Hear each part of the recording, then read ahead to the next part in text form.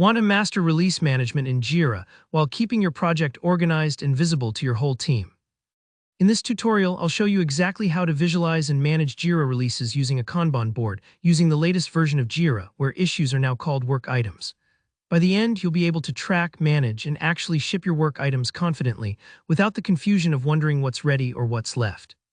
Let's jump right in. The very first step is to create and assign a release version. Head to the Releases section in your Jira project. Here you'll want to create a brand new version. Think of this as naming the package of work you're planning to deliver, like V10 or Spring Launch.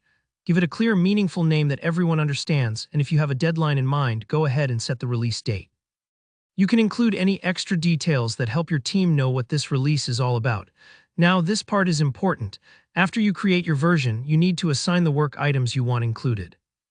You can do this by finding your work items. Maybe these are features, bug fixes, or improvements, and tagging them with the version you just created. This step groups everything together and draws a line so you know exactly what's supposed to be delivered. Think of it as packing for a trip. You need to decide what's going in your suitcase. Next, we'll visualize these work items using the Kanban board.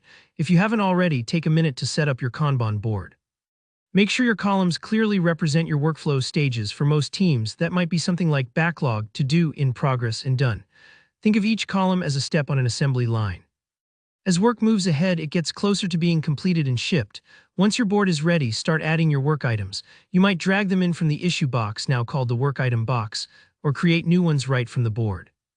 Don't rush here. Give each work item its rightful place so nothing gets lost. As your team works, remember to move each work item card from left to right, one column at a time. This movement isn't just for show. It gives everyone on your team a clear, instant snapshot of where everything stands. Even if you're in a big team, anyone can log in and see, hey, these are the tasks we're working on, these ones are done, and here's what's up next. If things pile up in one column, that's a signal you might need to shift resources or focus. Now comes the exciting part, releasing the version. But before you hit that release button, take a thoughtful pause and check your Kanban board. Are all the work items assigned to this version sitting in the Done column? This is your last double check to make sure nothing's left behind. If everything's done great, go ahead, select your version in the Releases section and click that big Release button. That's the moment your work is officially shipped. But what if there are unfinished work items? No need to panic. Jira lets you decide whether you want to move those tasks to another upcoming version or leave them for your next sprint. This kind of flexibility means nothing slips through the cracks and your releases stay clean and organized. And that's it. You've just walked through the full flow of managing and visualizing Jira releases on a Kanban board.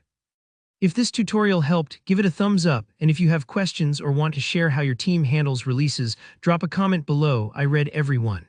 Don't forget to subscribe for more practical Jira tutorials just like this. Happy releasing!